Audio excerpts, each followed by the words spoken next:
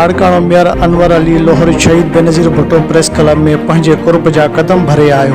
Press club के सदर मोहम्मद नवाज़ उमरानी सिंध की सकाफ़त अजरक पारायो ऐं खेसि गुलनि जो तोहफ़ो पेश कयो। उते मौजूद सदर मोहम्मद नवाज़ उमरानी, सीनियर नायब सदर Saeed Noor Wagan, general secretary A Amin Shaikh, deputy general secretary Sahil लुंड,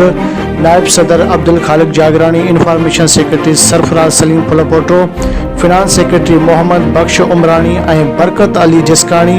दिलमुराद खोसो, फिदा हुसैन शेख, रईस नूर अहमद उमरानी, मोहम्मद सलेमान मेमन साफ़िन कुछ लाड़काने शहर के सूरत हाल ते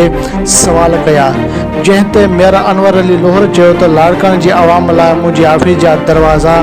24 कलाक खुलियल आहिनि ऐं वधीक चयो त शहीद बेनज़ीर भुट्टो प्रेस क्लब जे सहाफ़िन मां इहा उम्मीद आहे त हूअ कलम जी ताक़त सां हक़ सच लिखंदा ऐं मज़लूमनि जो आवाला ऐवाननि ताणी पहुचाईंदा। सहाफ़त हिकु पैगंबरी पेशो आहे जंहिंखे हर सहाफ़ी निभाईंदो आहे।